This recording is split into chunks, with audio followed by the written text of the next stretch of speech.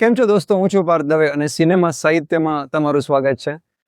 હું અત્યારે international film festival of India ગોવામાં પ્રાંગણમાં બેઠો છું અને હું બહુ જ ખુશ છું આજે.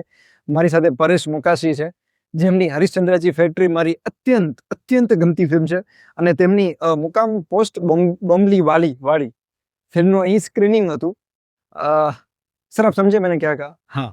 आई एम वेरी हैप्पी टू आप सबसे पहले तो welcome to cinema Sahitya and welcome to Gujarat sir. Gujarat connection के बारे में हम शुरुआत करते हैं. हाँ। आपका क्या गुजरात के साथ नाता रहा है? अब अन्न, फूड अन्न. I always go for Gujarati thali in Mumbai whenever I get chance. And of course, मुझे प्राचीन इतिहास में बड़ी रुचि है, तो धोलावीरा, द्वारका, इन जगहों पे आना जाना रहता है, तो I have very very strong connection with Gujarat. Okay. और जो यहाँ पे फिल्म का जो स्क्रीनिंग हुआ, आई थिंक यस्टरडे था, इसके बारे में बताइए. It's a humerus. जी हाँ, जी. ये एक सोशियो पॉलिटिकल कॉमेडी है. इसका मैंने पहले नाटक किया था 2001 में, और फिर आज मैं उसकी फिल्म लेके आया हूँ. और ये नाटक बड़ा ही चला उस समय, और उसके कन्नड़ा में भी शोज हुए, मारवाड़ी में भी शोज हुए. मारवाड़ी ने किसी ने ट्रांसलेट किया था, तो मारवाड़ लैंग्वेज में उसके वो नाटक किया गया. फिर हिंदी में हुआ. तो फिर मैंने सोचा कि क्यों ना इस पर फिल्म बनाई क्या. तो it's a very interesting process. ये कैसे एक नाटक को आप फिल्म का रूपांतर करते हो, तो उस हिसाब से थोड़ा सा सोचा और बस तैयार हुई है. ओके. अब एज एन एक्टर के तौर पर आपकी शुरुआत हुई थी थिएटर में, मराठी. उसके बारे में थोड़ी बात करेंगे, पहले की स्टार्टिंग. किसी की भी कहानी है वो, मेरी कोई स्पेशल नहीं है कि हर कोई भारत में स्टार बनना चाहता है, एक्टर बनना चाहता है. तो वो मेरी भी मनीषा थी. और बचपन में बालनाट्य जिसको कहते हैं, स्कूल और पाठशाला में जो हम करते हैं, वो सारी एक्टिविटीज करता था. फिर पुणे में जब मैं गया मेरी महाविद्यालयीन शिक्षा के लिए, तो उस समय पुणे में एक बहुत ही प्रसिद्ध संस्था थी, थिएटर एकेडमी. तो उन्होंने बहुत ही अच्छे अच्छे नाटक किए थे, जैसे घाशीराम कोतवाल, तीन देशाचा तमाशा. तो वो संस्था थी, तो उनके साथ मैं मिला और उनके यहाँ काम करने लगा. तो वहाँ पे हर कोई किसी भी प्रकार के काम करता था. कभी हम लाइटिंग किया करते थे, कभी हम सेट किया करते थे, कभी हम अभिनय किया करते थे. तो हर व्यक्ति हर काम करता था. तो वो जो एक शिक्षा होती है आपकी, वो जो संस्कार होता है आपका, तो उसका बहुत ही बड़ा फायदा हुआ. क्योंकि वो केवल एक नाट्य संस्था नहीं थी, उस संस्था के साथ बड़े बड़े साहित्यिक भी जुड़े थे, संगीतकार भी जुड़े थे, फिल्म मेकर्स भी जुड़े थे. और पुणे में होने के कारण फिल्म इंस्टीट्यूट और नेशनल फिल्म आर्काइव जैसी संस्थाएं आपके सामने होती है, तो वहाँ पे आपको अच्छी अच्छी फिल्में देखने को मिलती है. तो वो भी सारे संस्कार आपके ऊपर होते हैं. तो आपके देश की सर्वोत्तम फिल्में, अंतर्राष्ट्रीय स्तर की सर्वोत्तम फिल्में आप देखते हो, तो उसका भी एक संस्कार होता है, आप वो भी एक शिक्षा ही होती है. तो इस सारे वातावरण का परिणाम है, प्रभाव है मुझ पे. कब तय किया कि अब एक्टिंग नहीं, डायरेक्शन करना है? बहुत अच्छा सवाल है, क्योंकि मैं हर बार इसका जिक्र जरूर करता हूँ कि जब मैं अभिनय किया करता था, नाटकों में करता रहा, उस वक्त टेलीविजन ज़्यादा नहीं था. मैं 90 के दशक की बात कर रहा. तो 90, 91, 92 में टेलीविजन ज़्यादा नहीं था, एक दो चैनल्स हुआ करते थे. तो आपका सब कुछ या तो थिएटर में करियर था या तो फिल्म में करियर. और उस समय फिल्में भी ज़्यादा बनती नहीं. मराठी फिल्में 15-20 बनती थी साल में, आज 100 से ज़्यादा बनती है. या तो उस प्रमाण में वो चांसेस भी कम होते थे. और फिर मैंने अपने आप को परखा, मैंने आपको जांचा, और मुझे ऐसा लगा कि मैं उतना अच्छा अभिनेता नहीं हूं. अपने आप को समझना बहुत जरूरी होता, वरना फिर हम एक दिशा में जाते रहते हैं, आप में वो गुण तो नहीं होता, बस struggle goes on and then final frustration comes over. तो उसमें नहीं मुझे पढ़ना था. तो मैंने एक क्षण स्वीकार कर लिया कि मैं उतना अच्छा अभिनेता नहीं हूं, मुझे कुछ और करना चाहिए। और अभिनेता होने से पहले भी मैं कुछ छोटी मोटी चीजें लिखा करता था। तो जब मैंने फैसला लिया कि मुझे अब अभिनय नहीं करना है, तो अब मैं क्या कर सकता हूं, तो मैंने फिर आजमाना शुरू किया। क्या मैं लेखन कर सकता हूं, क्या मैं निर्देशन कर सकता हूं। और फिर मैंने स्टेज पर पहली बार लेखन निर्देशन किया। मेरा पहला छोटा सा नाटक मैंने मंचित किया 1999 में।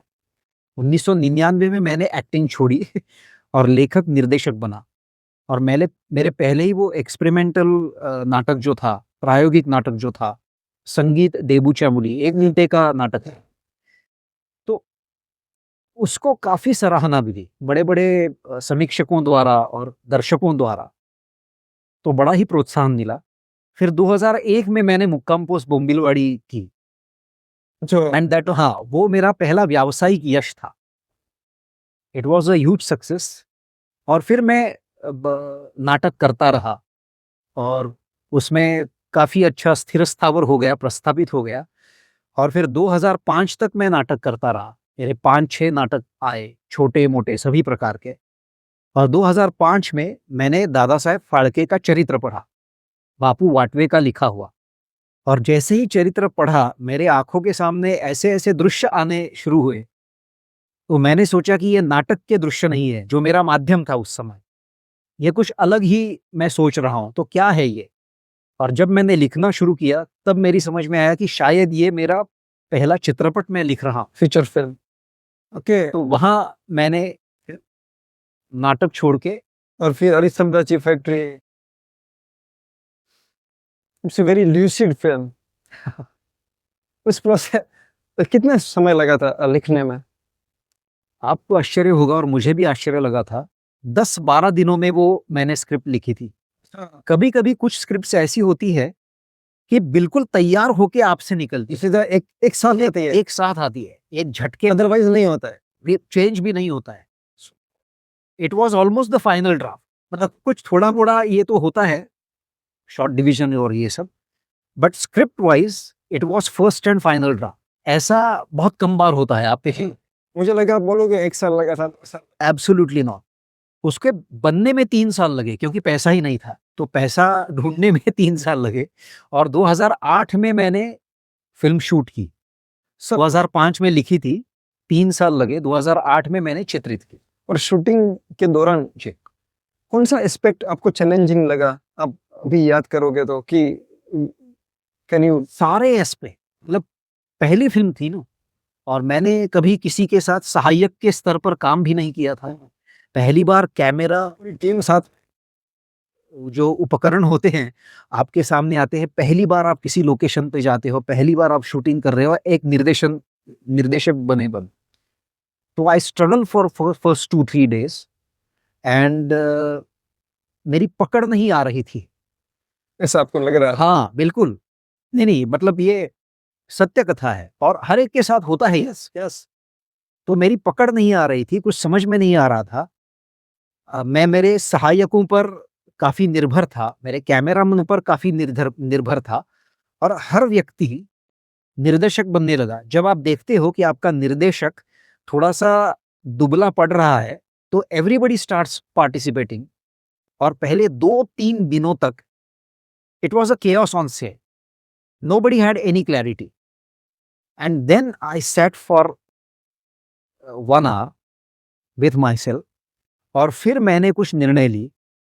और फिर चौथे दिन के बाद एक अलग परेश मुखर्जी का जन्म, कैसे यार निर्णय लिए सर? कि मुझे किस तरह से फिल्म बनानी, मेरी स्टाइल कैसी होनी चाहिए, मुझे अभिनय किस प्रकार का चाहिए। मैं वर्कशॉप्स कर चुका था, मैं वो सब मेरे कैमरामैन के साथ डिस्कस कर चुका था। लेकिन जब आप पहली बार निर्देशन करना एक्चुअली शुरू करते हो, तो वो एक अलग ही वातावरण होता है। वहां में गड़बड़ा गया था। लेकिन 2 दिनों में ही मुझे अकल आई कि ये ठीक नहीं चल रहा है। ये स्वीकारना भी एक अच्छा होता है कि आप जानो आप में कमियां क्या है, ताकि आप उस पर काम कर सको। तो 2 दिन के बाद जो कुछ हुआ था, वो सारा का सारा मैंने रीशूट किया ओके। अंत में।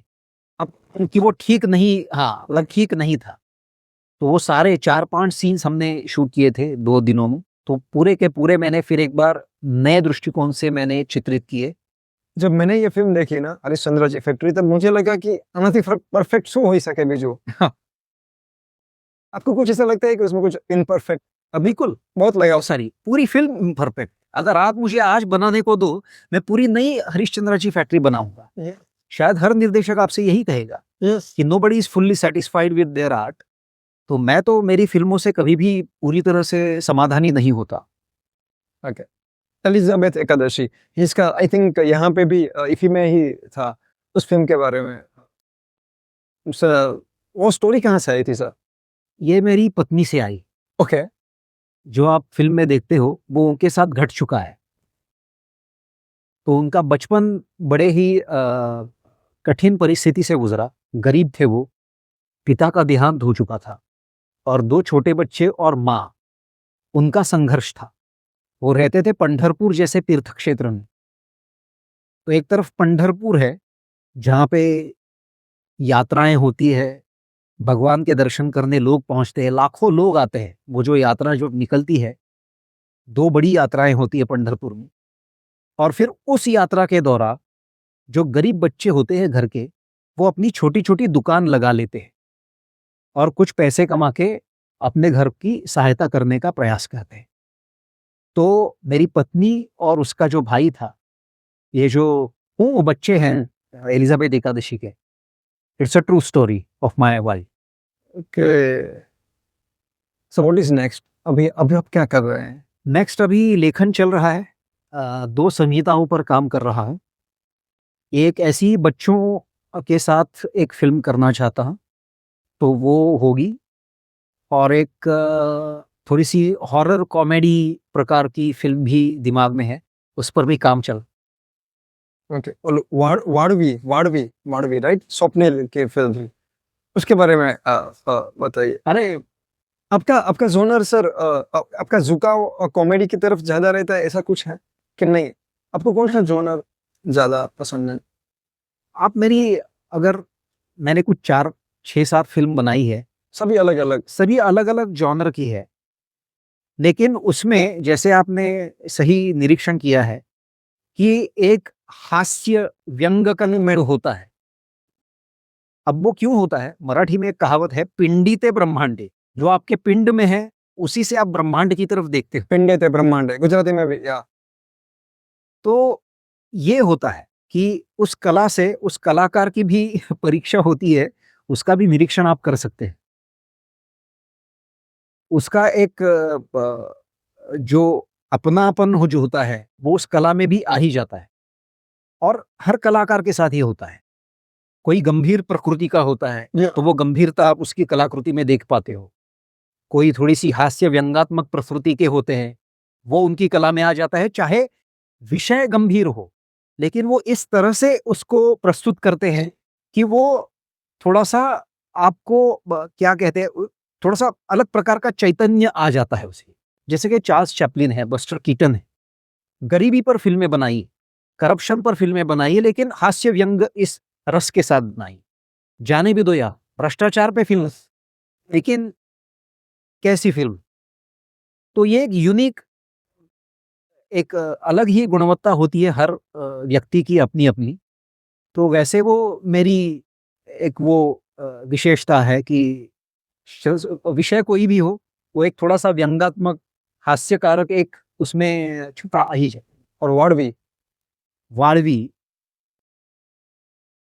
सच पूछिए तो उसके बारे में मुझे कुछ बताना नहीं चाहिए, आपको फ़िल्म देखनी चाहिए। ज़ी5 पर है, क्योंकि वो एक मिस्ट्री है, वो मैं कुछ रिवील नहीं करना चाहता। तो again it's a satirical take on mystery genre.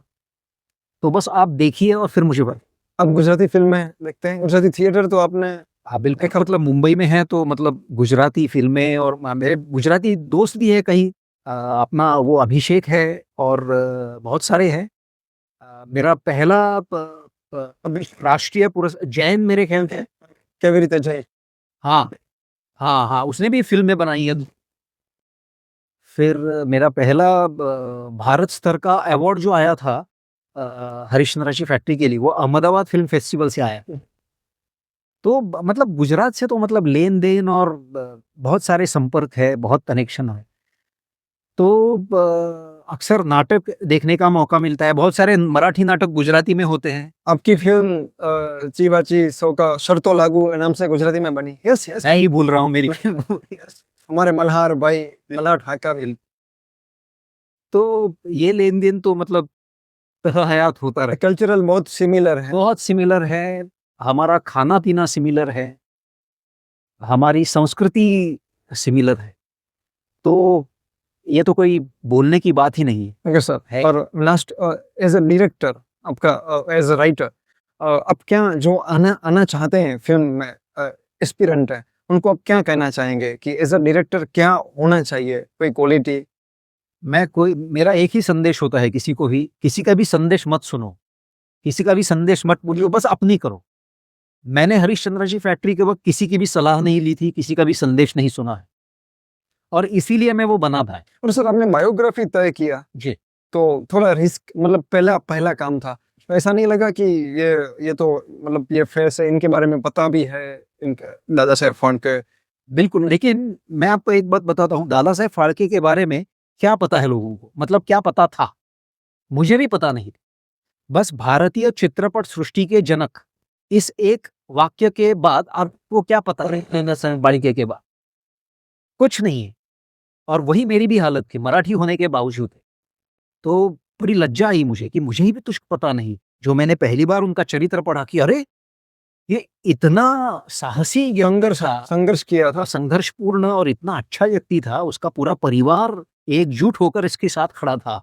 हमें ये कथा पता ही नहीं थी। और शायद उनकी वजह से ही हम फिल्में बना पा रहे हैं, देख पा रहे हैं, राइट? उसमें जब वो सीन है, अभी मुझे याद आ रहा है कि पहली बार जो क्या, मतलब एज अ फिल्म लवर हमें कितना अच्छा लगता है वो देखने। बिल्कुल। Right. Thank you sir, thank you so much. बहुत-बहुत धन्यवाद। Thank you. बहुत-बहुत शुभकामनाएँ।